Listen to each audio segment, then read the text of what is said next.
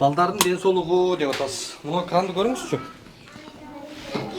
Кыштан бери бул жерде суу чыкпайт экен. Было же. Санитардык Это что коопсуздук. такое? Эмне болуп кетти? Мен февраль, март отпускада болдум, апрелде чыктым жумушка. Апрелден баштап суу жок буга. Кыздар, кыштан бери бул жерде эмне деген көрүнөт? Кантип кыштан бери суусу жок отуруп. Сиз калп айтып атасызбы же кызматкер калп айтып атасызбы? Кызматкер туура эмес сүйлөп атат. Эмнеге ушул тарбиячылардын акысын жеп атасыңар деген суроо болуп атат. Карточкама 19.177 сом түштү. 11 миңди 11.300 бердим. Лишний саат тапшырдым. токтоңуз азыр. Сиз директорго канча бердиңиздер? Ал лишний саат жабылды деди, ошо менен 3000 бердим. Директорго 3 миң. Ким берет комментарий? Будем выяснять. Будем выяснять. Силер келип айтпайсыңарбы? Ушундай болуп атат деп. Гаранога берем дейт да, сиздер билесиздер да. Гаранога эмнеге берет экен? Бухгалтерга берем деп атыптыр го. Нургүл дегенге сиздин бухгалтериңизга. 7.900 сом түшүптүр. Мен алам ал. Неге сиз акча аласыз? Картасына түшкөн акчаны сиз эмне үчүн Музыкальный алып атасыз? руководительдин сааттарын бөлүп берем кыздарга, понимаете? На основании вакансии. Сонда билим берүү мыйзам жол береби? Ар бир воспитательга өзүнүн карточкасына түш керек. Медсестра мага сентябрдан баштапкы табелди колума карматып, голосовой да бар. Эртең бүтүрүп алып кел деди. Мен муну бир күндө медсестранын табели менен муну жазып алып келдим. Бул подделка.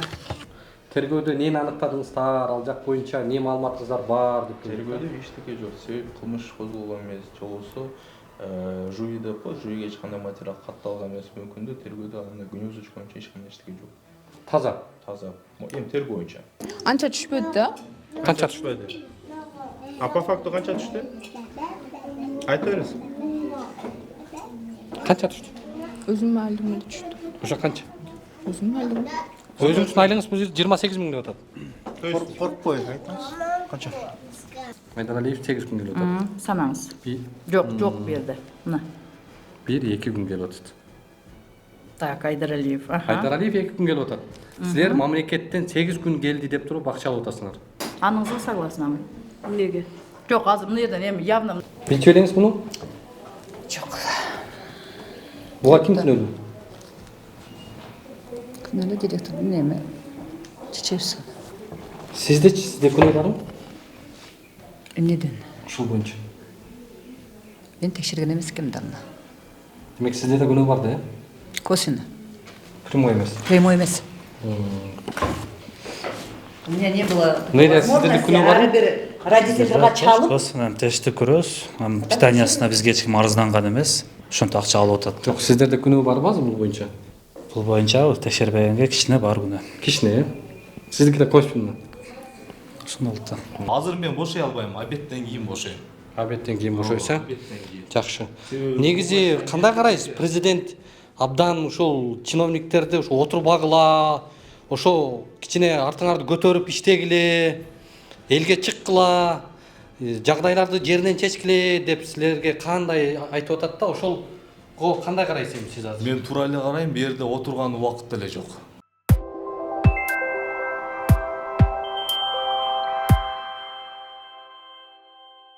Москвадагы мекендештерге жарыя, алыстагы боордоштор. Сиздер үчүн Ваш стоматолог клиникасында сонун мүмкүнчүлүк түзүлгөн.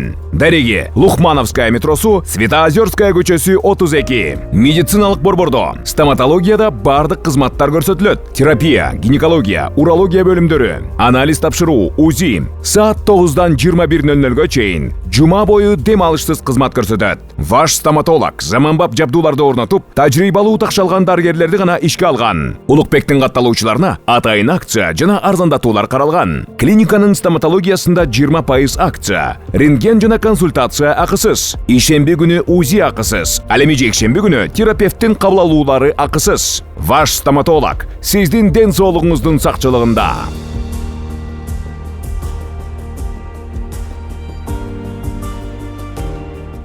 Саламатсыздарбы, урматтуу көрөрмандар, биз азыр Жалал Абад облусуна караштуу Майлы Суу шаарында турабыз. Бүгүнкү чыгарылышта биз ушул билим берүү тармагы, анын ичинде бала бакчадагы бир өтө кейиштүү акыбалды ачып бергени келдик. Урматтуу көрөрмандар, биз азыр номер 4-гнездышко бала бакчасына келдик. акыбал кандай, жагдай кандай?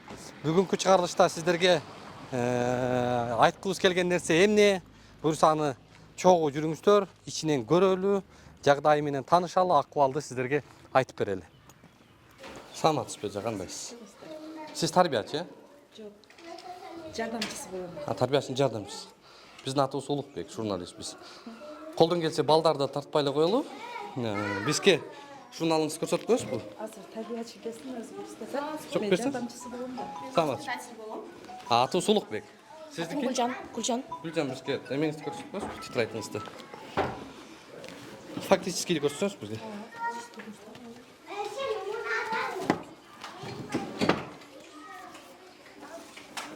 Кайсы группа? Почемучки группасы. Средняя группа. Эми караңыздар. Бир группада 2 тетрадь. 2 тетрадь каттоо. А бул отчет экен. Мунусу отчет үчүн. Бул фактически. А сиз канча эмеде иштейсиз? Канча саат иштейсиз? 3-кө чейин иштейм. Жок, канча саат иштейсиз? 3-кө чейин иштейм да. Мен саат После 3-кө трёх. чейин. Мен сиздин канчага чейин иштейсиз деген жокмун. 8. Канча саат иштейсиз? 8. Эмгек маянаңызды 8 саат белгилеген боласыз, э? Урматтуу мекендештер, Москвадан Кыргызстанга жүк ташыган ишенимдүү ишкерди сунуштайбыз. Ишкердин аты жөнү Зайырбек Маматкаримов. 12 жылдан бери профессионал иш алып барган командасы аманатка кыянаттык кылышпайт. Жүктү Москванын бардык жеринен алып кете алат. Алган жүктү Кыргызстандын бардык облустарына аман эсен жеткирүүгө кепилдик берет. Кыргызстанга жумасына 2 машина жиберилет.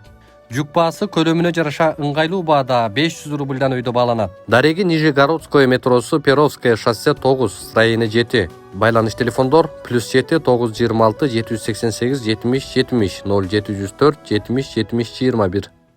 Атыбыз Улукбек, сиздикичи?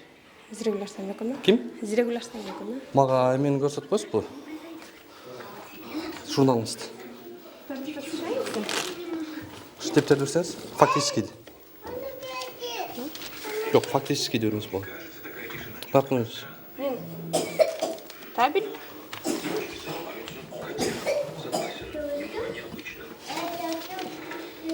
Бул качанкы? Табель посещаемость. А берки табелди көрсөтүңүзчү. Кайсы табель? Экинчини. Балдарды тартпай эле коелу. Саламатсызбы? Атыбыз Улукбек, журналистпиз. Сиз? Атым Гүлнара Оразмаматовна. Гүлнара эже, бизге каттоо тетрадьыңызды көрсөтүңүз. Табелби? Ооба. Журналды. Канча саат иштейсиз? Мен 3-кө чейин иштейм. Эртең менен 7:30 да 3-кө чейин. Канчага чейин иштейсиз деген жокмун. Канча саат иштейсиз? Саатын айт, мен саатын билбей эткем ошону. Эртең менен 7:30 да 3-кө чейин да. Канча болду 3-кө чейин. иштегениңизге? 10 жыл ашып калды. 10 жыл. Мурун поставка иштейтем, эртең менен 7-те. Реалдуу сүйлөп Беш. берсеңиз бизге. Реалдуу эле сүйлөп Өзүңүздөргө пайда болот. Сиздер акыңыздарды ачык айкын аласыздар. Иштегениңиздерге мындай мамлекетти, элди алдабай, чөнтөгүңүздөргө иштеген Ошондо 10 саат болсо керек бизге. 10 саат болобу же? Канча болду иштегениңизге бу жерде? 10 жыл болду. 10 жыл. Азыр точно саатын карап эткенде. Сиз мени мындай эме кылып атасыз да, башым айландырып баштаган. Аз баланы карап койчу. Атыбыз Улукбек, сиздикичи? Эльнура. Эльнура? Медсестра болуп иштейсиз, э? Кимди каттоо? Элнура, журналды, балдарды каттоо журнал табелди. И булар текшериш дегенде сиз гарано менен келген адамдар менен текшериш керек болгон. Биз гарано баш ийебиз, туурабы? Биз эми жарандардын Камера таппай эле коюңузчу. Өз больничныйдан чыгып барат. жакшы элеби? Жакшы эле. Жакшы эсеси жокпу? Жок, просто Жүрүңүз сиз анда. токтоп туруңуз. Азыр мен сизге айтам. Токтоп эле турам. Сиз немени айтып жатам мен азыр. Могул жерден силер текшерип келгенде биз Гаронова баш ийебиз. Силер ошондо келгенде кандай болгону дагы с представителями Гаронова кошулуп келиш керек эле. Ооба. Бизде ошолар текшерип. Гарону чакырыңыз анда. Биз азыр чакырайлы, азыр эч жака киргенде Ооба. анда токтоп турабыз. Ооба, макул, жүрүңүз. Бизге эмени көрсөтүңүзчү.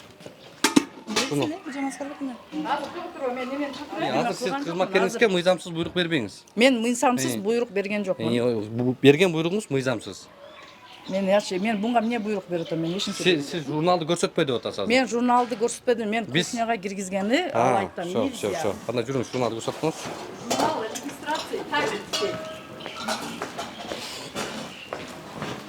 Канча жылдан бери иштейсиз, же? 2 жылдан бери? Бул табель экен, э? Ошондо жалпы сумма могул кишилер экен, э? Кечеги айда ушулар иштедиби? ооба. Барысы келдиби? Кандайсыздар? Аты жөнүңүз? Менин атым Юсупова Мулай Адашалиевна. Сиз бул жакта Тарбиячы болуп иштейм. Бизге могул эмеңизди берсеңиз, журналыңызды. Фактически. Бул фактически Сиз канча саат иштейсиз? 5 саат иштейм. 5 саат иштейсиз. Сизчи? 7'den 5'e kadar işteyiz de. Түшүнбөдүм. 7'den, 7 jarımdan 5. Сиз көп иштейсизби 5 сааттан? 7 jarımdan 5 saat. Ova, 5'e kadar. Янчика. Misal edeceğim bunu. Канча саат иштейсиз? Канчага чейин иштейсиз деген жокмун. Канча саат иштейсиз? Şurada kaça saat bu? 5'e kadar turağız da. Айлык алганда мындай эсептеп береби сиздерге? Ova. Aylık alağız. Канча саат иштейсиз? Канча болду иштегениңизге? Em 1 yıl oldu. 1 жылдан бери канча саат иштегениңизди билбейсизби? Я. Bunlar postapta işte. Сиз 5 саат. Мен эртең менен 7:30 12:30 чейин иштейм биринчи сменамда. Бир жума биринчи смен, бир жума экинчи смен иштейбиз да. Азыр 12:30 сменщица кызым келет. Ким мындай буйрук берип атат? 2 журнал иштегиле деп. Бирөөсү биздин фактически журнал күндө келген балдарды белгилейбиз. Фактически менен отчетность кылып 2 журнал кылып койгонсуңар. Ким андай уруксат берди силерге? Бизге заведующий ушинтип айтат. Идишиңиздер могу эмне? Аквал. Я. İşte etapta. Su yok. Бала бакчада суу жок сиздерде. А эмне кантип идиш жууп атасыздар? Al жаққа самындап жүріп, мен бұл жаққа чайқайыз. Монтип чайкап атасыздарбы? Балдардын идиши, балдар бала бакчада суу жок деген бул кандай, эмне деген көрүнүш? Эмнеге сиздердин группада жок? Я. Келиңиз, медсестра, келиңиз сизге. Жакшы келиңиз, жүрүңүз. Келиңиз, сизге суроолор бар. Эмнеге санитардык коопсуздукту көрөлүчү, жүрүңүз. Сиз бул жерде медсестра болсоңуз, айлык алып атасыз, ошо боюнча келиңиз. Эмнеге могу балдар мондай идиште суу жок жерде? Ушул кранды оңдоткон сантехник чакырганбыз, бүгүн келет. Качан келет? Бүгүн келет. А неге буга чейин сиздер караган жоксуздар? Карап атканбыз, оңдой албай атышат да. Айтпайсыз Самаражы. Оңдолбой атат деп атат. Кандай оңдолбой атат? Ким келсе, устасы келсе оңдоп берет да. Канча болду буга? Бирок калп айтпаңыз. Канча болду? Сиз билбейсизби? Канчадан бери ушундай? Канчадан бери ушундай? Кыштан бери? Канча ай болду? 3-4 ay болды. Мына балдардын идиши жуа турган жериндеги акыбалды карап коңуздар, ушундан кантип эми кантип түшүнсө болот бул акыбалга? Мына балдар тамагы жакшы элеби? Коюу бир тамакты тартып койсоңуз, балдар бул тамакты ичет экен. Бул кашабы, эмне деген тамак бул? Маска берип коюңуз. Ушул шартта балдар тамактанат, Жоқ, біз бердім разовать етеміз. Кана холодильниgiz? Холодильнигimiz азыр бұзық біздікі. Біз нараққа қоятабыз. Каяка коюп атасыздар? Нар жаққа немеге. Эмне мындай медсестраны карайсыз, сүйлөп атат? Жоқ, қараған Чоңуп жоқ. кетти мындай. Туура эле айтып алдымбы, туура эмес айтып алдымбы дегенде болду. Өзім неме эле сүйлөп атам. Да? Жакшы. Бизге эмени көрсөтүп коюңуз, кана. Бүгүнкү менюңуз.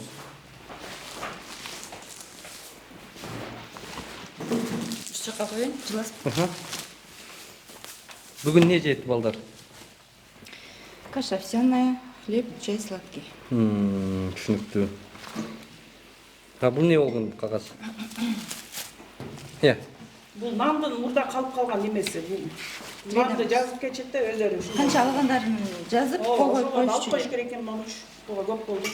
Салатқа деп қойып қоябыз да, эме солып калбасын деп. Чирип кетсе не болот? Чирибейт, беребиз да. Пакетте чирийт да. Беребиз да. Карасаңыз акыбалы кеп өтесин. Нормальный акыбалы. Канча сливочный май келди? 2 коробка келет, 32ден 1 коробкада, 64. Күнүнө канча жейт? Күнүнө 6дан кетет. Полникте суп болбогон күндөрү 3ден кетет. 3төн? Бүгін қанша бердіңіз? Кече бердим. Бүгінгі қанша бердіңіз? Бүгүнкүгө берилет 4 өн бердим. Жоқ, кече бүгінгі үшін қанша бердіңіз? 4. 4 өн. Мен бүгүн эртегиге берем. Кече қанша сливочный май кетті? Кече 3-ө. 3-ө? Түсінікті. А емесші, қанша килограмм ет кетті кече? 4 кило 200 грамм талық ет. 15 граммдан болгондо сөк. 3 кило 150 грамм. 150 грамм сөк берген. 4 сливочный май кетті деп 4 отыр, бияқ сливочный 3-ө деп отыр. масло полнике бердим. 3-өнү эмеге бердим, завтрака бердим. Жоқ, бұл еже 3-ө деп отпай. Жоқ, 3төн кийин мага берди. Эртең мен шеригим иштейт да, шеригим алат да. Нече жетексің?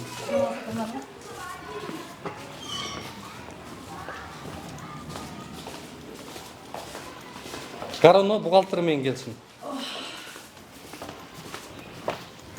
Қанша жыл болды іштегеніңізге же? Өзү бул бакчада иштегениме 20 жылдан ашты. Өзү тарбиячы болуп иштеп келген мен. Буга чейин ким жетекчиле? Буга чейин Батырбекова деген жетекчи болгон. Сизге ким болот ал? Ким болуш керек? Жоқ, ким болот? Бул жерге мен сотрудникмин. Жоқ, ал мурдагы жетекчи сизге ким болот? Ким болуш керек? Мен сиздесизби? Адам болгон. Кайненеңизби? Иә. Азыр отуруп Жоқ, мен личный вопроско мен жооп бере албайм. Бул личный эмес, бул бала бакчанын суроосу. Сиз сотрудник деп атасыз, сиз отуруңуз. Бери келиңиз. Ким иштеген мен сизге жооп берип атам. Батырбеков Ушай деген иштеген. Сизге ким болот ал? Кайнене болобу? Отуруңуз. Жаман сакына. Берсеңиз. Бул ким атыңыз ким эле? Берсеңиз мен айтам өзүм. Жо мен тааныштырайынбы, жаман Мен өзүмө тааныштырам. Сиз телефон сурап атат сизден Жамал сакын сизде. Азыр. Саламатсызбы эже? Саламатчы. Жамал Исакова дейт, а? Исаковна. Атым Улукбек, мен көз карандысы журналистмин. Сиз Майды суу шаарынын шаардык билим берүү башкармалыгынын жетекчиси, Билим берүү бөлүмүнүн. билим берүү бөлүмүнүн ооба. Жетекчиси. Сиз азыр ушул биз келген бала бакчага келип, бухгалтериңиз менен, экономистиңиз менен жагдайды көрүп, биз менен маалымат берип кете аласызбы? Кандай жагдайды? Биз көрсөтүп беребиз да сизге кандай жагдай экенин бияктагы. Кандай жагдай экен? Келсеңиз көрөсүз да ошону көрсөтүп берели деп атабыз сизге. Бер директорго берип койгучу. Жок, сиз келе аласызбы? Директорго берип койгучу телефонду. Мага бербейсиз, менин телефоным мой личный телефон. Да, Жамал сакын. Что значит? Без понятия. Мен азыр токтоп турум, мен шефке жооп бере алайын, а? Шеф эмес ал, Жамал жетекчи болосуз. сакын, Шеф эмес. Ооба. Жамал сакын. Азыр министрликке чалалыбы же сиз өзүңүздөр Өзү келесиздерби? келе Жамал сакындан токтоп турсаңыз, мен жооп бере алайынбы? Эмнеге, на каком основании деп атат бул? Мен жооп берейинби? Азыр келе экен, келбей экен бизге Азыр ошондой мен жооп жооп берип берейин. койсун. Мен жооп берейин Жамал сакынага. Айтыңыз анда. Андан мен личностныйга өтпөй койгом, сиз бул жактан эме кылырыңыз деп атам. Азыр ошону айтат десем, Маселе ошо сиздин райондо экен, грандо экен. сизди чакыргыла Гарано менен, бухгалтерия менен дейт. Ошону айтат. Азыр биз азыр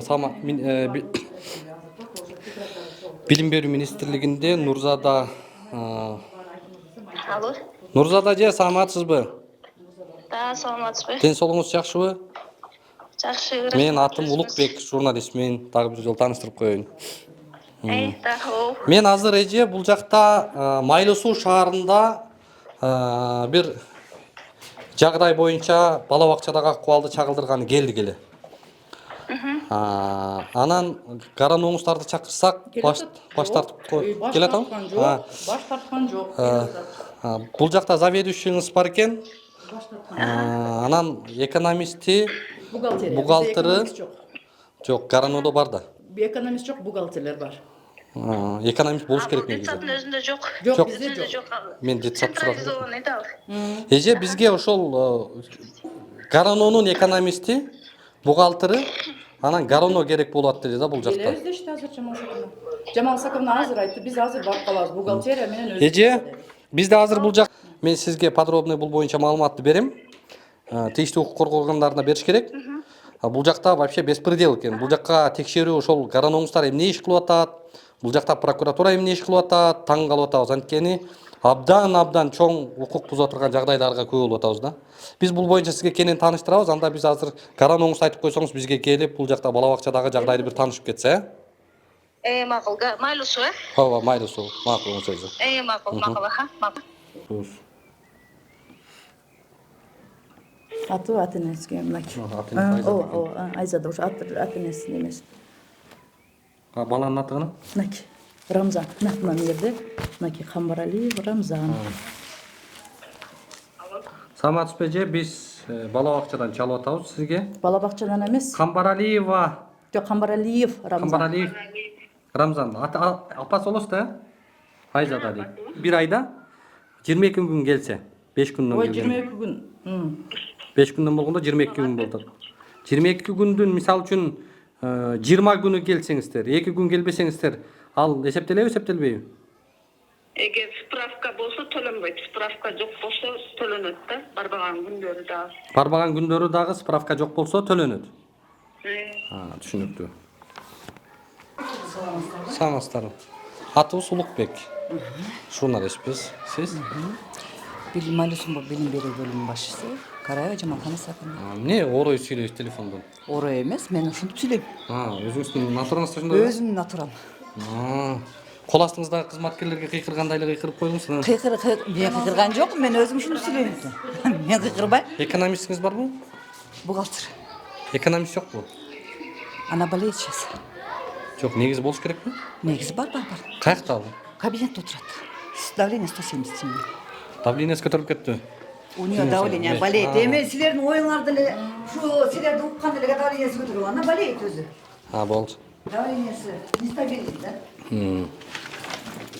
Каерде отуруп сиздерге бир эки тактап алалы жагдайларды? Неме? Жагдай, кандай жагдай? Жагдайларды ошол жерден талкуулайлы деп атам да. Азыр мындай кылалы. Азыр бала бакча жөнүндө бир сыртынан көрөлү акыбалын. Андан кийин сиздин мекемеге барып туруп, ошол жерде сиздерде бул бала бакчага тийиштүү айында канча акча кетип атат, эмнеге кетип атат, кандай шарттарда иштеп атат, ушулар жөнүндө тактап мендеки акылдашалы.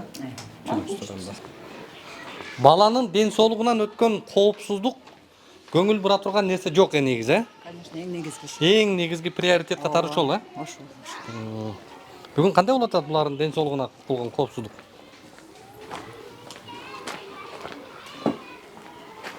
Алып барып атышпайбы требование боюнча.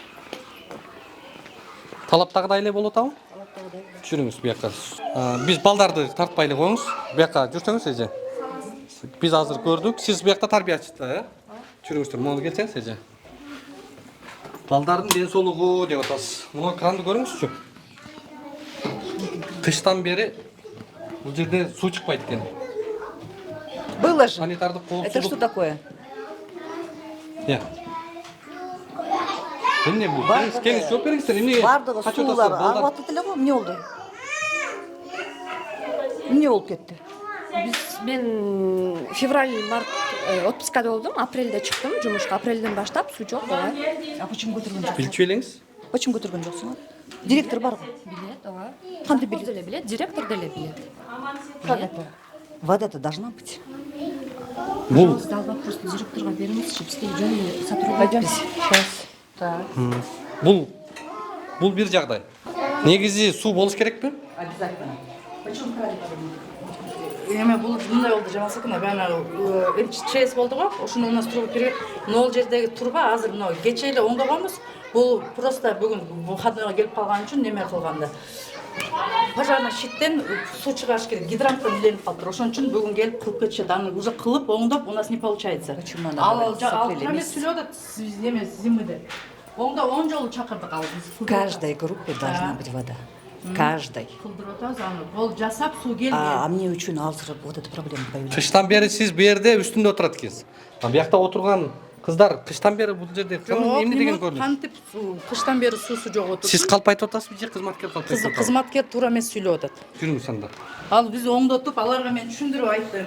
Ол жерден Марттан Чыгып турсаңыз сиз. отпускада болгом. Мен март-февраль отпускада болдум да.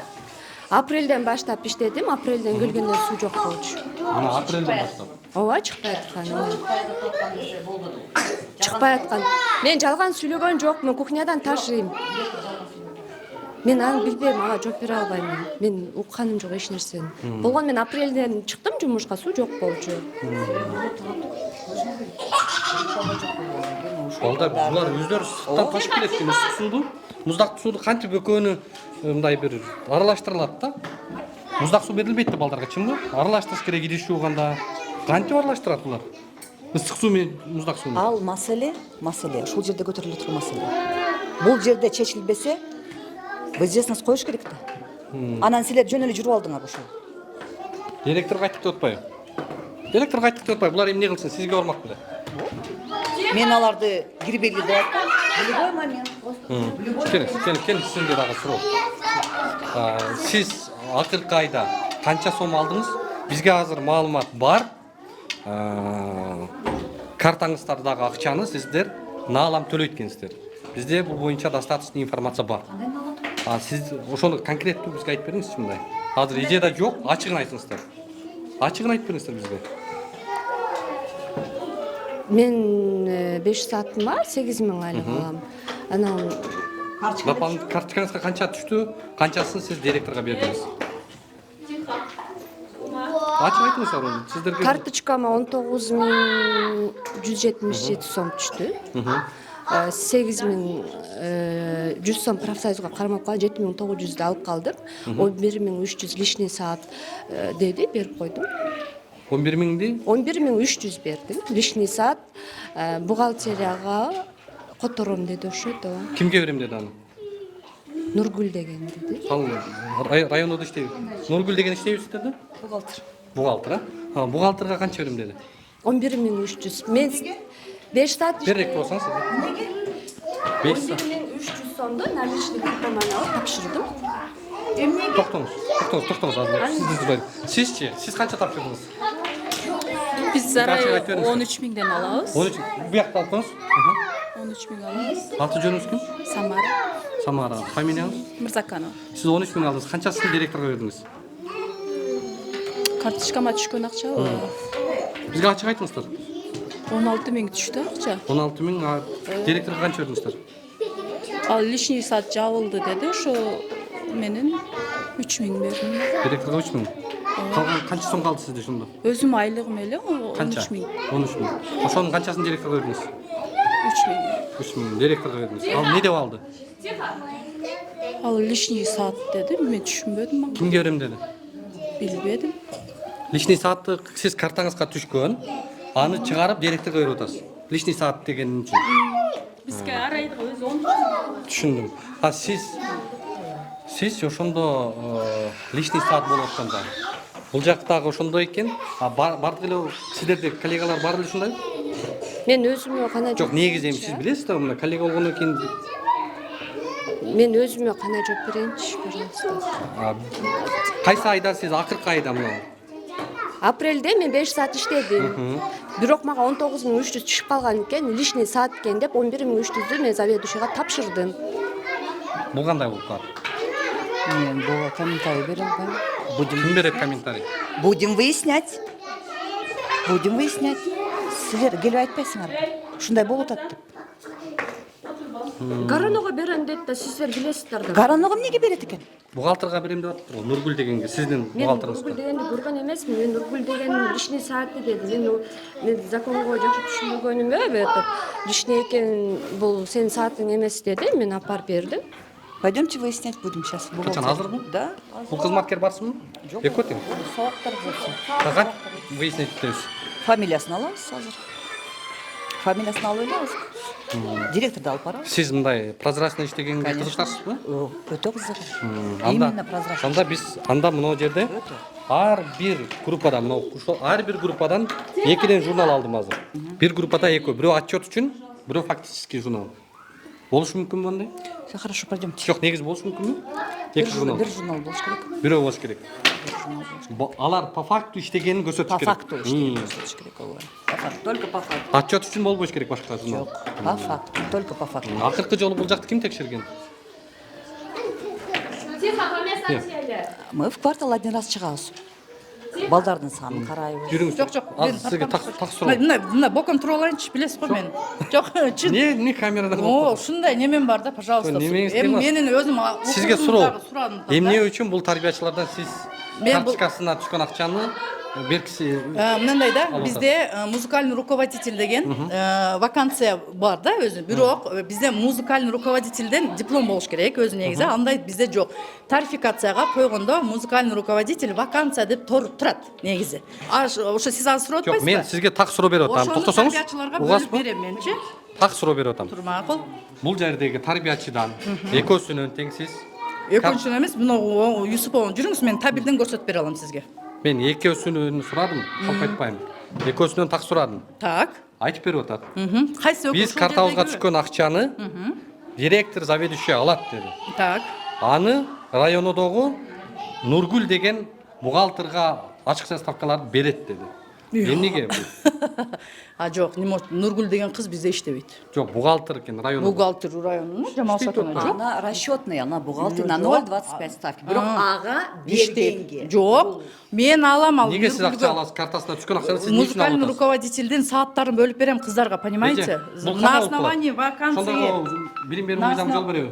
На основании Бирөөнүн картасындагы акчаны кантип Вакансияны заведующий албастан, аны замена. Ар бир воспитательга замена болот. Заменага төлөгөндө ар бир воспитательга өзүнүн карточкасына түш керек. Это правило. Это правило для всех. Она едина. А неге мындай болуп атат? Теперь проверим. Билчү элеңиз? Не видела, не слышала. Билчү эмеспи районо? Жок, Айткан эмессиз? Жок, бизде Жамал Сакановна билет, что у нас музыкального руководителя нету. Она на вакансии. Да, что она на вакансии, на замене деген бар ал. Да, анан ошол жерде буга дополнительно мен Азыркы кылганыңызды билчү эле? Жок, билген эмес Жамал Сакановна. Ал жерде бизде приказда жазылып турат. На основании замена жабылып атат Паланчаевой на основании то, что это вакансии, основание вакансии, производственная необходимость проведения именно такого-то утренника деген. Текшерүү келгенбизтер буга чейин? Ооба, келген. Ким эмне деген? Бардыгы немелерибиз, бардыгы Прокуратура текшердиби бир жолу? Текшерди. Полный келип текшерди. Болот деди ушуну. Жок, биз ошол жерден калып неме калганда баягы эмнеле? Прокуратура штраф салдыбы? Прокуратура пока чечим чыгарып кетелик. Текшерип проверяет, ооба. Дагы деле текшерип жүрөбү? Прокуратура текшерип айып салдыбы, салдыбы силерге так суроо берет? Мен сизге айтып атам го. Прокуратура пока кетелик, текшерүүдө. Текшерүүдө. Канча текшерет экен? Билбейм. Ал бул жакта мен чечип. Канча текшерет дагы? Какой у них плановый будет? Что плановый боюнча текшерилет.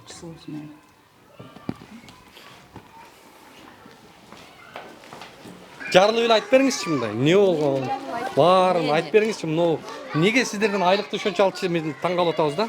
Келиңиз. Бу жака келип алыңыз. Келиңиз эже сиз да. Келиңиз бу жака могу жерге. Эмне болгон мындай? Бухгалтерияга барып тактаңыздар. Тактайбыз. Мен мына фактически айтып бердимби, 5 саат иштейин дедимби, 5 саатыма 8000 дедимби. Бухгалтерияга барыңыздар, мага канча түшкөнүн көрүңүздөр.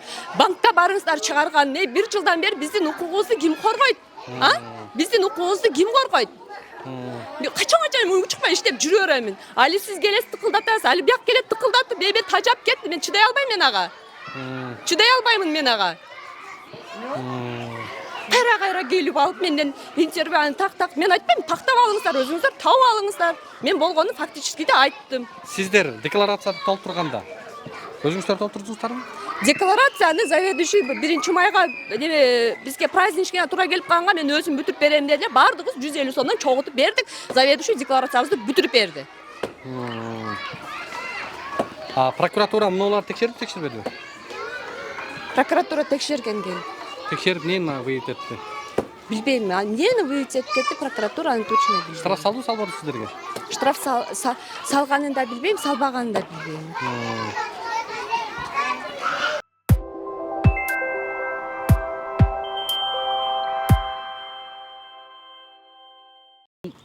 Аталган бала бакчадагы акыбал боюнча биз азыр ушул Гаранонун жетекчиси менен чогуу ушул мекемеге келдик.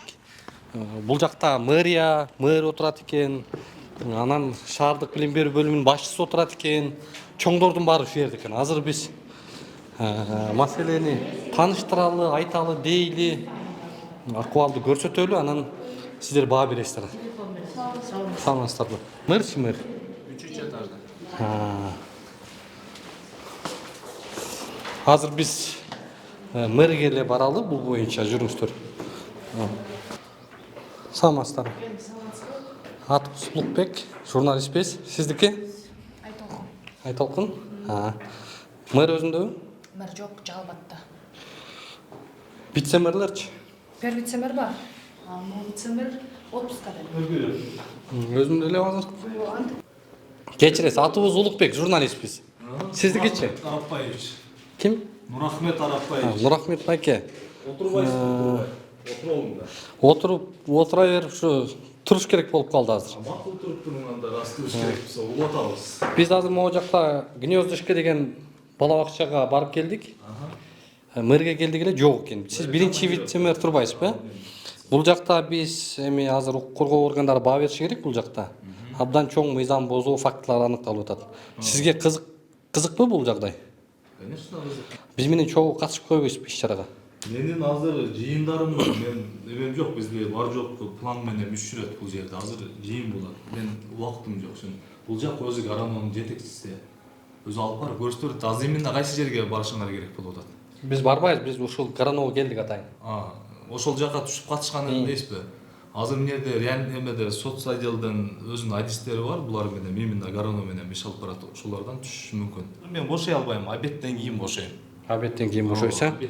Жакшы. Негизи кандай карайсыз? Президент абдан ушул чиновниктерди ушу отурбагыла, ошо кичине артыңарды көтөрүп иштегиле, элге чыккыла, жагдайларды жеринен чечкиле деп силерге кандай айтып атат да, ошолго кандай карайсыз сиз азыр? Мен туура эле карайм, бу жерде отурган убакыт деле жок.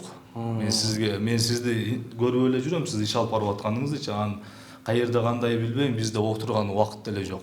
Иштеп атасыздар? Иштеп атабыз. Жакшы. Ийгилик анын ишине. Сиз ким болосуз бекен? Жетектүүчү Азиз, куратор.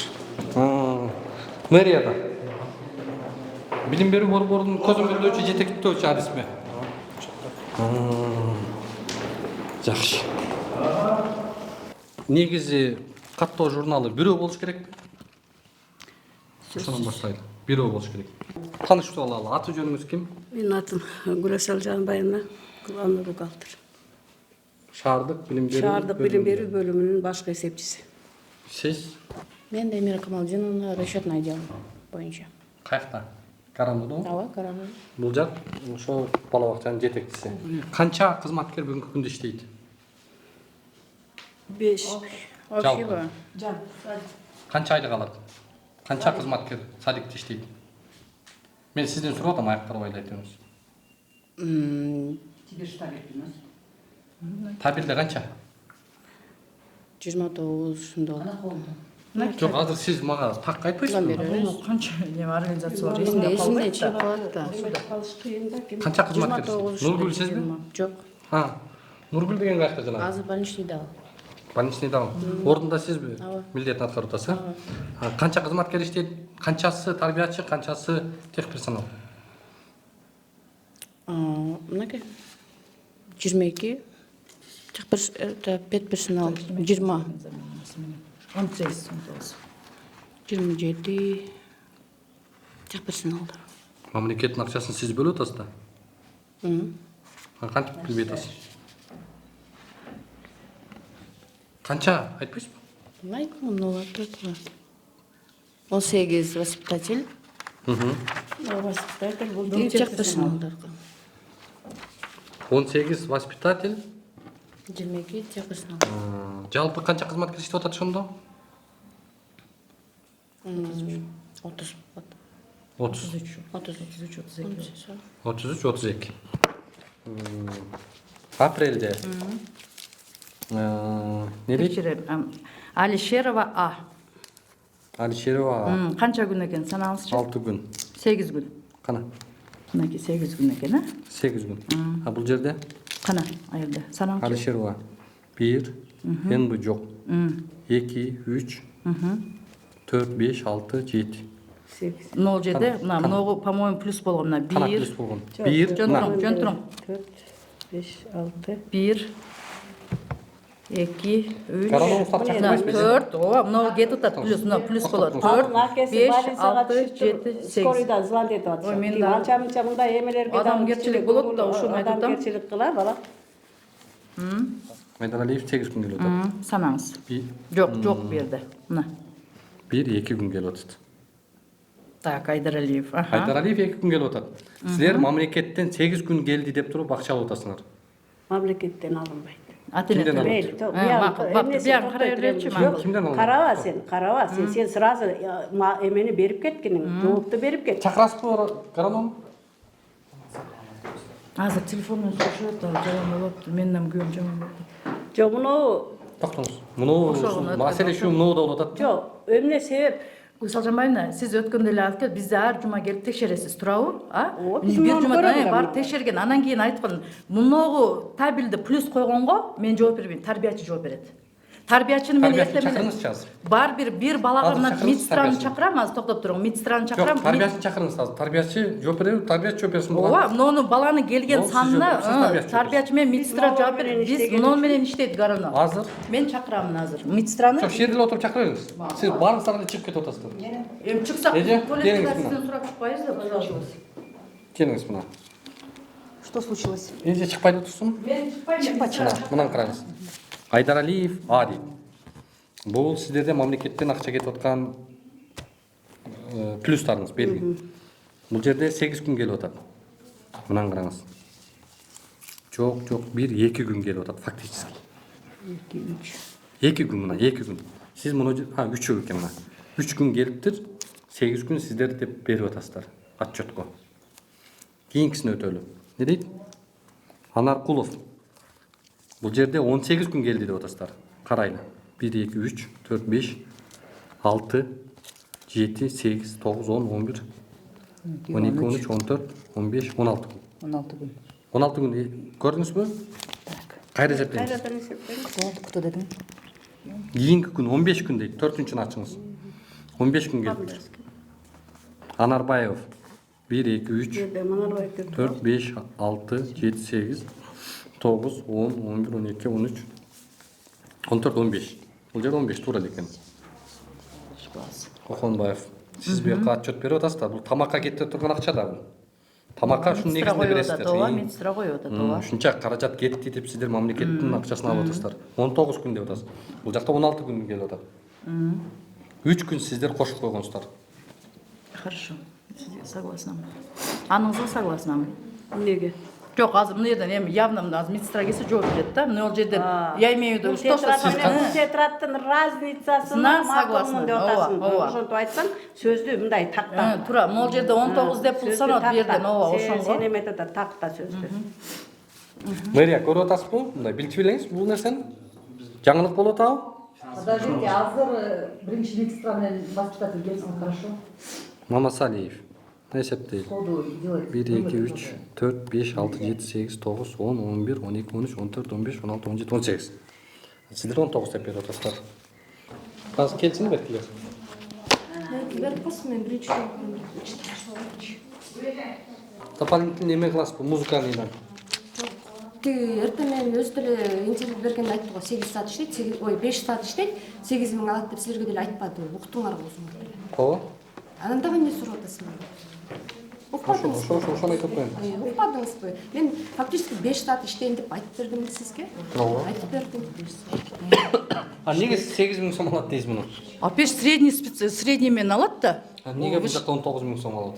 Бул жерде мен сизге айттым, замена, мен дагы сизге айттым. Заменада билет, оңалай өзүнө айткан, укам, бул сага замена. Бул жерде мен сага замена болуп, по производственной необходимость болуп. Прокуратура шуну текшердиби?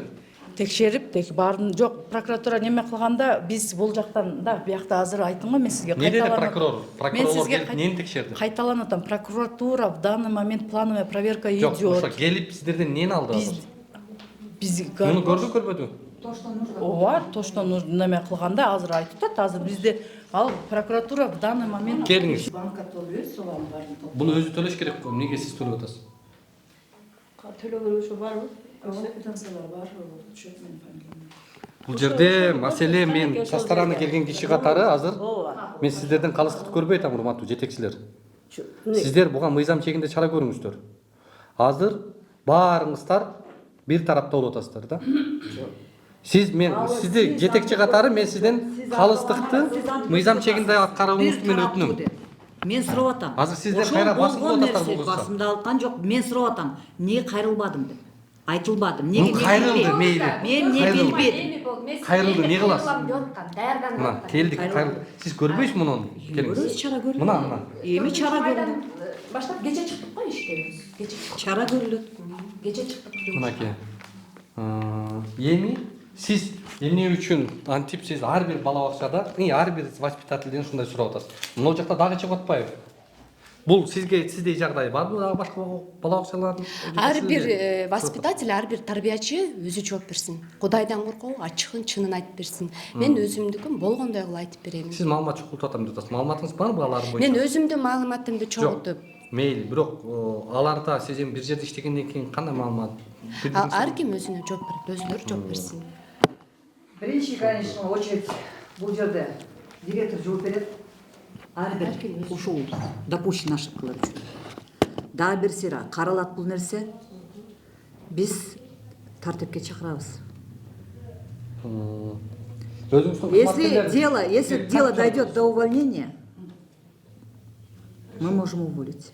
Карайбыз бардыгын териштирип карап чыгабыз. Анан колуна тийген мындай 19 000 сом акчасын дагы алып коюшу бул эмне деген шермендечилик, эмне деген шылдыңдоо да. Эмнеге ушул тарбиячылардын акысын жеп атасыңар деген суроо болуп атат да. Как аял катары божолуп койсо болот да. Анткени мен 2 балам бар. Колума мен 7900 сом гана айлыкты алып, өзүмдүн айлыгымдан көп сумманы 11300 берип койдум. Бул аябай менин биринчи очередтечи мен үй бүлөмө залакасы тийди. Экинчи кезекте бул менин жумушума залакасы. Мында экен да. Факт боюнча. Заменаны сага төлөп коюптур, хотя заменаны төлөбөш керек эле, жазбаш керек эле. Если человек заменял, аны сага жабыш керек эле да, сен өзүң аны алышың керек эле. Бул жакта ошибка кеткен. Кимден? Бул Жамал Исакович. Бул биринчи жолу. Эмнеге муну бекитип аткан? Мына сиз текшерип барып келипсиз. Эмнени? Бала бакчаны? Биз текшергенде могу балдардын эмелерин текшердик. Монучу зарплата боюнча эч кандай эме болгон жок ал жердечи. Зарплата боюнча. Зарплата боюнча мен баягы сизге сага түшүндүрүп кеттим го. Улук табел алып келишет, директор баардыгына колду коюп, приказдар менен баардыгын алып келип берет бизге. Биз тарификациядан ашыкча өтүп кетпейбиз. Раз өтпөгөндөн кийин биз баарын раз жоопкерчиликти алып, заведующий мына жерге колду коюп табелди жаап аткандан кийин биз ошол кызматкер, ошол эмгекчи муну иштеди, ушул ставкада иштеди десе биз ошого начисление кылып биз карталарына түшүрүп атабыз. Карталарына которулду. Без наличный, бизде наличка деген жок. Анан наличка кылып картасынан чыгарып силерге берип атпайбы кызматкериңерге? Бизге берген жок. Гаранова беремин деп алат да личный. Бул азыр Гаранонун кызматкерине берем деп атат. Хорошо. Көрдүңүздөрбү, Мария? Гаранова берсе, улук токтой тур. Гаранова берем. Гаранова Азыр мынтип атпайбы? Жок. Мынтип атпайбы? Эме, огул, мынтип атпайбы? Тиги эжекелерге, музыканттан берки эжекелер өткөндүктөн, алардын сааты ашыкча болуп кеткенинен мен эметтим деп атпайбы? Кечиресиз, Гаранова. Кой кызым болду. Эч ким, эч качан көтөрүп алып келбейт. Биздин деле өзүбүздүн зарплатабыз бар. Биз наличный которулат. Бул сиздердин атыңыздарды сатып, ким жейт? Нургүлдү тааныбайм мен. Нургүлгө эм банкка котором деп алып атат. Тиги 11300 алып аткан да. Мына караңыз. Мен 11300 берип атам.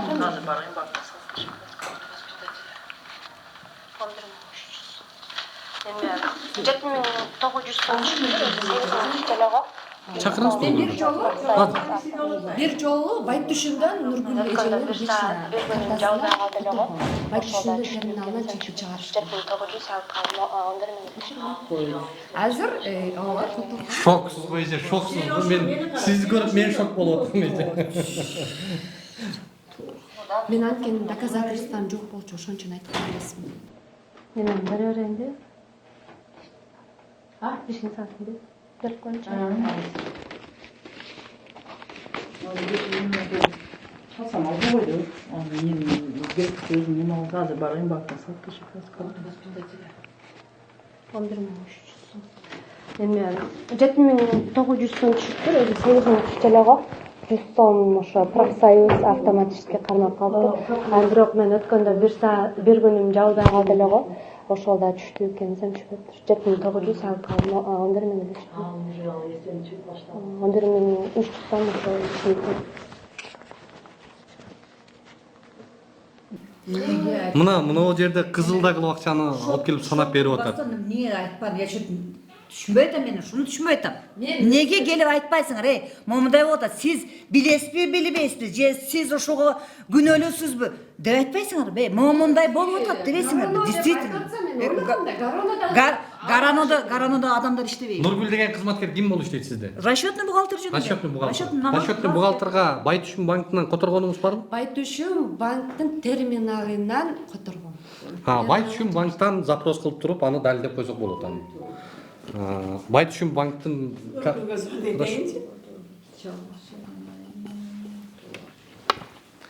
коррупциянын паракорсулуктун очогу мына ушул жерден чыгып атпайбы? Бала бакчада эмес маселе. Токтоп туруп. Жок, токтоп туруп, силер антып очогуңа дебегиле. Нургүл. Аз сүйлөшөлү. Антбегиле. Нургүл. Берсеңиз бекер. Нургүл. Мына жерде жанагы 4-чү садиктин эжекеси отурат. Биз Байтүшүмдөн сага акча которуп турат экен. Бир жолу 2 же 3 мартта мобильный приложениясын карасын Байтүшүмдөн. Мобильный приложениясына мен которгонмун дейт. Эмне деген акча? Эмнеге которду? Эмнеге алдың? Жок эже, алган эмес. Мен эч кандай акча, косметиканын акчасын эле Гүлжамал же которгон, анан эч кандай алган эмесмин эже. Косметика алгансың. Мен айткан жок, бул эже мени тааныбайт да. Мен бирөөдөн карызга албайм. Мен болсо косметиканын акчасын эле алгам. Башка эч кандай акча жок эже. Жок, бунун приложениясынан которуп атпайбы? Мен Нургүл эжени тааныбайм да. Бундан мен косметика алган да эмесмин. Нургүл. Эже. Значит, акчаны сенин картаңа түштүбү? Эмне себеп, эмнеге алдың? Катуу сүйлө. Мен картама эч кандай акча түшкөн жок эже. Байтүшүмдүн банкоматынан 2 же 3 март күнү РСКнын картасы болчу, Элкарт болчу. Караңыз мобильныйдан. Ошол күнү сизге түшкөн сумманы караңыз. Уктуңа кызым? Айлыкка берген айлыктан ашкан акчаны бердиңиздерби? Ал лишний саат которуп койгула деген. Таңсулуу Сардарбековна воспитательница экөөбүз. Лишний саат. Билбейм деди, мен которуп бердим. Баарыңыздар кружка, баарыңыздар жанагындай Валеринка көтөрүп алып эле. Не болгон, жакшымы? Валеринка силерге обед кылайлыкпы? Обедке баратам мен.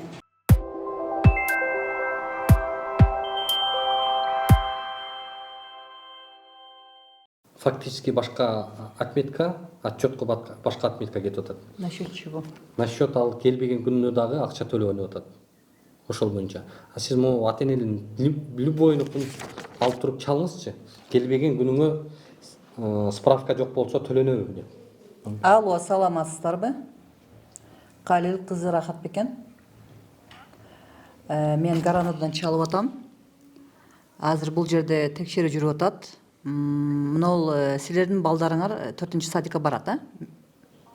Мен билим берүү бөлүмүнүн башчысымын, Жамал Саковна. Менин берген суроом, мына биз силер балдарыңарды садикка алып барасыңар. Алып барган фактически күнүнө силер төлөм жүргүзүшүңөр керек, а? Сооплата. Анан ушундай случайлар болгонбу? Апарбаган күнүнө силер сооплатаны жүргүзгөнсүңөр деп.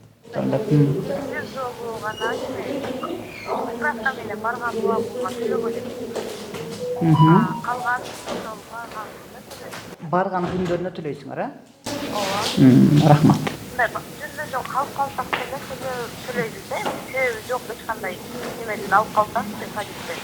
Эмнеге? Ким айтты силерге аларды? Койсоңуз, ошону громко угалы. Ким силерге ошонун жөнүндө айтты? Ал жөнүндө эч ким айткан жок. Эмнеге силер маалымат жокпу силерде? Эгерде бала бакчага барбаса, силер аны төлөмдү жүргүзбөйсүңөр деп. Барбаган күнүндө дагы төлөп атат. Ооруп калса, эми ал берет да, доктор справканы берет да. Анан мен ойлойм да, эми биз мисалы жөн калып калсак, 1 миң теңге, 2 миң теңгечи. Ал жөнүндө силердин арызыңар болуш керек да. Арыз жазасыңар да. Ушундай себептер менен калып. Ооба, сөзсүз. Ал жеринде мен маалымат албаганым жеп ошого мындай себепсиз алып калганым үчүн ушу бир жолу бир неделяга төлөгөн эле да. Хорошо, рахмат. Тоқтыңызбы? Ала бекен? Так. Не? Менин маалыматым жок экен дейт арыз жазганына дейт. Жок, беребиз деп атпайбы? Барбаган күндө да беребиз деп атпайбы? Биз угуп турдук кой жакта. Да. 15-жылдан бери иштейт экенсиз бу жерде. Да, чалалуу? Все ясно, я взяла. Чынардыңызбы? Да. Билчү элеңиз муну? Жок. Буга ким күнөөлүү? Күнөөлүү директордун эми чечебиз. Сизде күнөө барбы? Эмнеден? Ушул боюнча. Мен текшерген эмес экенмин да аны. Демек сизде да күнөө бар да, э? Косвенно. Прямой эмес. Прямой эмес. У меня не было возможности ары бир родительдерге чалып. Косвенно тештеп көрөбүз. Питаниясына бизге эч ким арызданган эмес. Ошентип акча алып атат. Жок, сиздерде күнөө барбы азыр бул боюнча? Бул боюнча текшербегенге кичине бар күнөө. Кичине, э? Сиздики да косвенно. Ошондой болуп да. Түшүндүм. Эже мооларыңызды алып калыңыз. Я. Тура албайм. Ооруп атасызбы? Мен өзүм негизи жүрөм. Мына эмелериңизди алып алыңыз, кагаздарыңызды.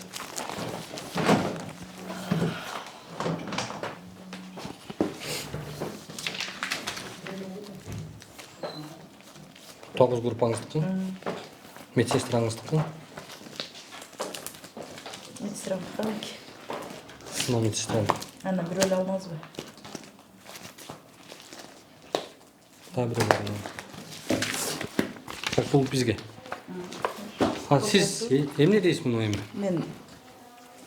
Мен камерага тартпаңыз, мен сизден суранып, мен адамча сурандым силерден. Макул, анда тартпайлы коелу. Бирок азыркы жагдай арт жагыңыздан эле тартып атабыз. Арт жагыман деле тартпайлы коелу. Мен азыр Ооруп атат экенсиз анда, э? Макулуңуз. Дал ошол бала бакчаны биздин мына прокуратура, Майлуу Суу шаарынын прокуратурасы текшериптир. Эмнени аныкташыптыр? Мына биз көрсөткөн жагдайларды көрүппү, текшериппи? Азыр прокурорго жолугуп суроолорубузду берели анда. Сиз садик боюнча, бала бакча боюнча, Бала бакча боюнча. Силерге результат керек, жыйынтыгы.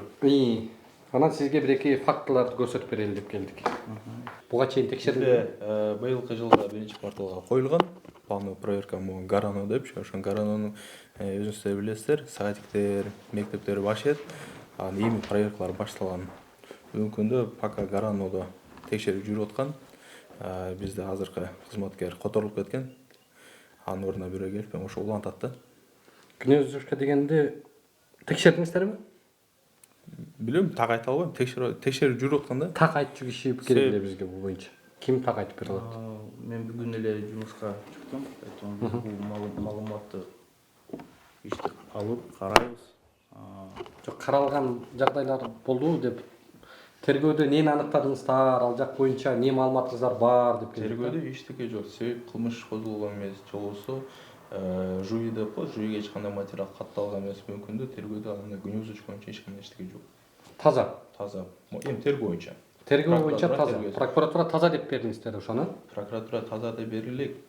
Прокуратура катталбаса, биз пока эчтеке айта албайбыз. Ошо, сиздер эч нерсе тапкан жоксуздар. Каттала элек. Каттала элек. Эч нерсе каттай элек сиздер ал боюнча? Каттала элек. Арыз түшкөндө эмес. Түшүнүктүү. Атыңызды Бектурсун. Бектурсун экен. Эми бул жаңы прокурор бүгүн келиптир. Сиз эми бул боюнча аз болсо да маалыматыңыз болуш керек. 3 журналы бар экен. Ар бир тарбиячыда. 3 журналында 3 башка көрсөткүчтөр. Мына далее. Биз муну тастыктап видео материалыбызда бар. Бул табел. Гаранонун табели. Балдардын табели. ким келди, ким келбеди. Мамлекеттен ошо келгенине жараша акча төлөнөт да. Так. Тамак ашына, айлык акысына. Так. Бул болсо сиздер үчүн отчет экен. Прокурорлор барганда муну көрсөтөт экен. Ошон үчүн сиз таза эч нерсе таппадык деп атасыз. Биз барып таптык. Мынакей. Ошол эле списокты карайлы. Биринчисинде эмне деп отурат? Уруксат берсеңиз. Карасаңыз муну. Так, Алишерова. Алишерова. Так, Алишерова 8 жолу келиптир. Бул даталары жок бул жагында. Даталары бар, түшпөй калыптыр. Бирок оригинал тикилерде бар. Так, мына 8 жолу келиптир. Бул жерде эсептейли, канча жолу келиптир? Плюстарды эсептесеңиз. 3, 4, 5, 6. 6 жолу. Эки кишиге ачык эсептеппи? Катарынан эсептеңиз ушуну. Бүт баары фактически муну күндөгү журнал. Ал эми сиздерге көрсөткөн отчет. Көрсөткөн отчету мындай. Гарано менен прокуратурага көрсөткөн отчету мындай. Бул кылмыш. Бул ущербпи мамлекеттин бюджетине? Биз карайбыз. Кандай дейсиз? Эгер ачыкча жазса, эгер действительно мондой журнал бар болсо, мондой журналдар 3 айтып атпайсызбы, 3 журналы бар депчи, ортосунда айырма болот депчи.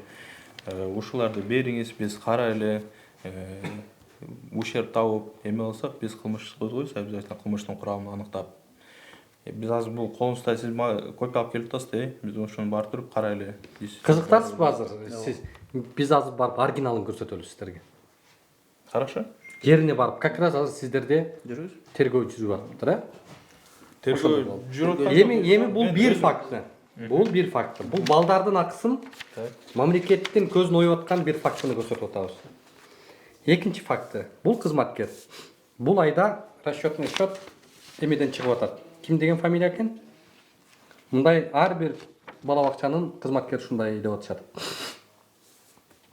Оңалай деген кыз экен, бул оңалайбы? Юсупова Оңалай. Бул ким, кызматкери? Кызматкер. Картасына түшкөн акча канча болуп атат? 19.172 сом. Болот да. Бул баары эсептелет да 70 000 түшөт. Ооба, бул жалпысына. Бирок кечеги алган айлыгы 19 000 сом болуп атат. Картасына түшкөн. Мына 19.177 сом алып атат. Мунун 11 000 сомун заведующийга берип атат. Эмне үчүн дегенде заведующий айтып атат, бул акча бул сенин акың эмес. 11 000 сомду бер, 8 000 сом сенин айлыгың деп туруп, бул картасынан снимать этип келип берип атат. Буга ашыкча төлөп берип атат. Ашыкча төлөп берип атат. Бул мамлекетке ущербпи? Ущерб. Но карындашыбыз фактически нерсени көрсөтүптүр. Прокуратуранын кызматкерлери барыптыр ошол жерге. Текшерип, неге азыр сиз по факту дегенди айтпай атасыздар да? Фактически көрсөткөндөгүмдү туура эмес. Сиздерде маалымат бар экен. Каралаган сотрудниктеримди дагы жазалап бериңизди суранам. Мендеги маалымат сиздерде да бар экен. Адашалина, сизге бир-эки мындай тастыктоочу суроо берейинчи. Сиз айтып жатасыз 19 000 сизге картаңызга түштү. Мурунда ушундай болгонбу? Сизге айлыгыңыз түшөт, анан сиз определенный бир сумманы берип жүргөнсүзбү? Ушул айда берип атам. Ушул эле мурун болгон эмес. Мен анткени 2 ай карантинде отурдум, өзүм айлыгым жабылды.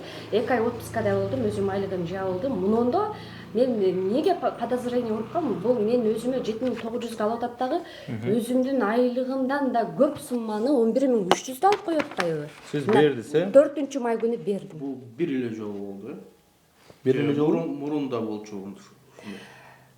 Жок, бул 4-майда болду, Ооба, 4-май күнү мында мурун антип алып жүрүшкөн эмеспи? Мурун дагы алган. Мурун да алганбы? Ага тастык жок. Сиз мурун кайрылгансызбы прокуратурага? Мурун кайрылган эмесмин, мен анткени билген эмесмин, мыйзамды билген эмесмин. Чындап эле ушундай ашыкча саат жаап коюптур, тигиге бериптир деп билген эмесмин. Мен анткени фактически иштегениме эми 8 ай эле болду. Так, могул 3 журнал бар экен билгенсизби? 3 журнал бар экенин билген эмесмин да. Мен фактически Качан бит эле билип журнал менен иштеп жүргөм да. Анан прокуратурага келгенде бит эле журналымды көрсөтүп алып атамынбы? Эртеси күнү алар прокуратура кеткенден кийин алар көрсө эски сотрудниктер уже билет экен. Для комиссии отдельно, фактически отдельно кылып алат экен. Мен аны билген эмесмин. Мен жумушка иштегенден бери биринчи жолу прокуратура келди. Хорошо, качан билдиңиз? 3 журнал бар экен. 4-үндө сиздер 4 май после прокуратуры. Кайрылдыңызбы бизге? Журнал Майрам болуп кетти. Бир эле журнал, Генеральный прокуратурага. Майрам болуп кетти. Мен кийин прокурорго сайтына жөнөтүп атпаймынбы? Немем бар да, көрсөтпөймүнбү? Кабыл эле обращение Жок, түшүндүм. Просто шаардык прокуратура кайрылган эмес, бул маселе үчүн. Шаардык прокуратура кайрылган эмес. Бүгүнкү көйгөйүңүз боюнча мурун негизи кайрылгансызбы? Кайрылган эмесмин. Бүгүн биринчи жолу кайрылып атам.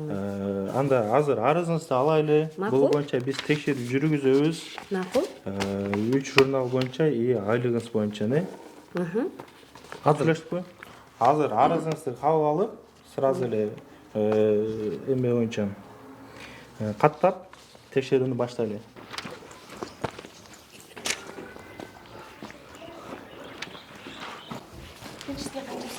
Сменщица эртемен айтып атты го 5 саат иштейсиз депти. Бул да шеригинчи. Бул 5 саат иштейт, мен 5 саат 12:30 чейин иштедим. 12:30 келип булат. Бул да 5 саат иштейт. Мен да 5 саат иштейм фактически. Сиз канча саат иштейсиз? Атыңыз ким? Мен информация бербейм. Балдардын иши бар, Информация бербейсизби? 5 саат иштеген. Бул жакта Майлы Суу шаарынын прокурору келип атат. Жүрүңүз прокурорго жооп берип койсоң да. Бизге жооп бербесеңиз. Өз тааныштырып кетсеңиз. Бул жерде ким кандай кызмат кыласыз? Воспитатель. Күнүнө 5 саат иштейсиз.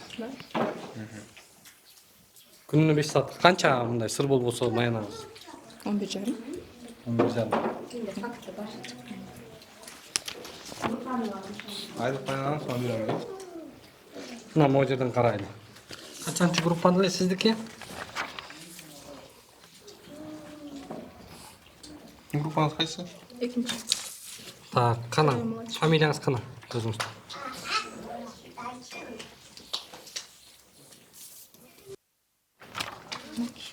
Канчанчы?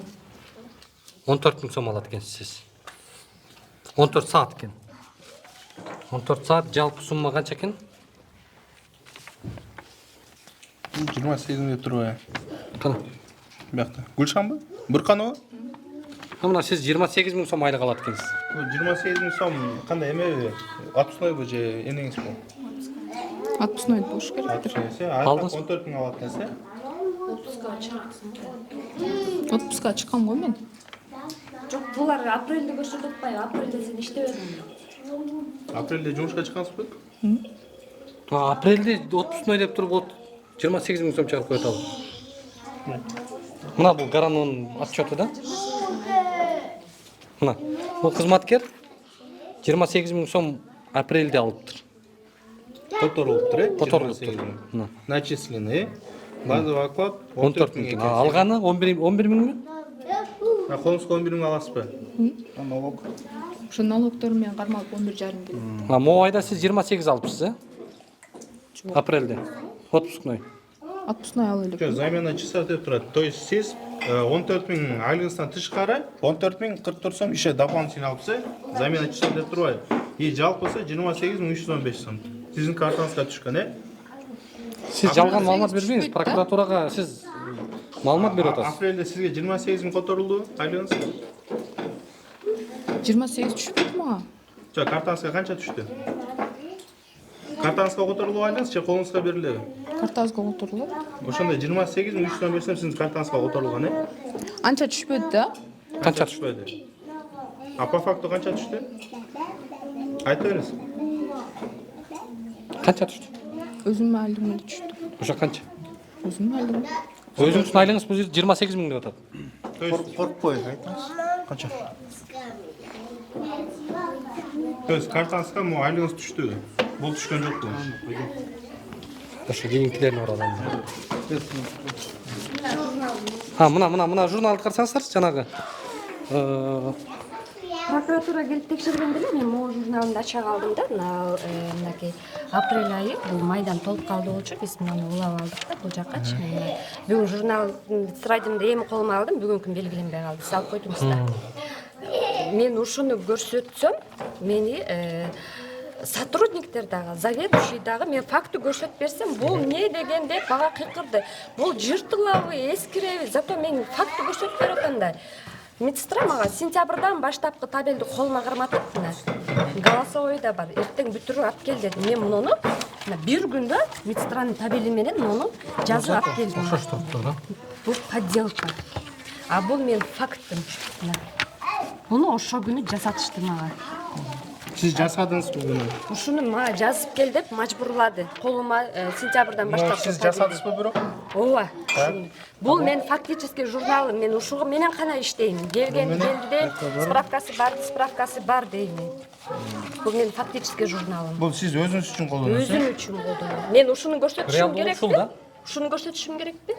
Ал медсестра өзүнө табели бар да, ал өзүнүкүн көрсөтүш керек да. Бул группаныкы негизи? Буну сиз алып Бул журнал жок болчу. Бул журнал жок болчу. Бул гана бар болчу. А буга чейинки журнал каякта? Ушул болчу да. Мен ушуну көрсөтсөм, мен ушул журналды көрсөтсөм, бунун эмне деген, бунун бул эмне деп мага урушуп, сен жаңы жазып келесиң деди. Мен муну жаңы бир түнүн ичинде медсестраныкы менен. Кайсы айдан бери? Бул сентябрда жаңы алынды да балдар. Сентябрга чейинки кайсы? А бул группа жаңы да? Жаңы да, мага мына мисалы канча күн келсе, мынча күн келди деп 1000 сомду канча рабочий день болсо бөлүп чыгарып монтип кылып берем да. Ушул журналды көрсөтсөм, бул туура эмес экен, буну көрсөтпөйсүң. Медсестраныкы менен сеники дал келиш керек деп сентябрдан баштап медсестра колума табелди карматып койду, заставить жазып келди. Аныкы табели өзүндө? Мына бакта экен. Менде бар. Бирок анда өзүнүн журналы бар, Өзүнүкү бар да. Сиздерде ошо медсестрада табели кандай болсо ошондой кыл деп айтышты. Медсестраныкы могу. Мени медсестраныкына дал келсин деп мени мажбурлады. Бирок мен факт менен иштешим керек да. Мен мисалы факт менен иштешим керек. Бул менин фактический журналым бул. Каршы түшүнүктүү. Мен балдар чыяк, балдар кармай берет, мен 31-32 бала менен иштейм. Бул сентябрдан баштап иштесең кармайсың, эскирет да страйк деген. Эскиреби жыртылабы, мен эскини көрсөтүшүм керек. Фактически көрсөтүшүм керек. А буну мен бир түнүн ичинде жазып келесиң деп мажбурлап жаздыргызып. Анан сиз жаздыңыз, Жаздым анан. Бул да сентябрданбы? Сентябрдан баштапкыны тиги медсестранын табелини ылайыктап. Табели менен ылайыктап жазып келдим да. Эме тиги медсестраныкы өзүндө журнал. Медсестранын табели өзүндө. Мыйзам чегинде иш алып барып бериңиздер. Өзүңүздөр билгендей, биз каттадык. Эми текшерүүнү баштайбыз. Текшерүү жыйынтыгы менен ошо текшерүү аныкталса, кылмыштын курамы аныкталса, кылмыш иш козгойбуз. Ал эми ошо жооп беребиз. Рахмат, анда сиздерге мейли. Жакшы туруңуздар байке. Рахмат сизге дагы. Мына урматтуу көрөрмандар, өзүңүздөр көргөндөй азыр прокуратураны алып келип, прокурордун, шаардын прокурору өзү күбө болуп кетти. Жыйынтыкты чыгарамай болду, чара көрмөй болду, баа бермей болду. Аны буйрса сиздерге жыйынтыгын көрсөтөбүз, айтып беребиз. Бирок ушул бала бакчанын акыбалы бир гана бул жерде эле эмес, Кыргызстан боюнча ушул акыбал бар экендигин, ошолордун ичинен ачыкка чыкканы ушул бала бакча болгондугун биз белгилегибиз келет. Анткени бизге миңдеген каттар келет, кайрылуулар келет, ошолордо да ушундай эле жагдай да. Эми татыктуу түрдө биздин укук коргоо органдары баасын берсин. Бул бала бакчанын жетекчилигине, шаардын билим берүү башкармалыгына, ушуларды көзөмөлдөп аткан мэриянын кызматкерлерине, жергиликтүү бийликке укуктук баа берип, ушундай ашмалтайды чыгарган чиновниктер, жетекчилер жоопкерчиликке татыктуу түрдө тартылышы керек. Биз буйрса анын баарын сиздерге бул жыйынтыгын көрсөтүп беребиз. Урматтуу көрөрмандар, биздин баракчага катталып, пикир жазып, анан башкаларга бөлүшүңүздөр. Бул биздин баракчада ошол өзүңүздөрдүн укугуңуздарды, өзүңүздөрдүн акыңыздарды, мыйзамдуулукту, чындыкты көрсөтүп бергенге ар дайым далалат кылабыз. Бар болуңуздар.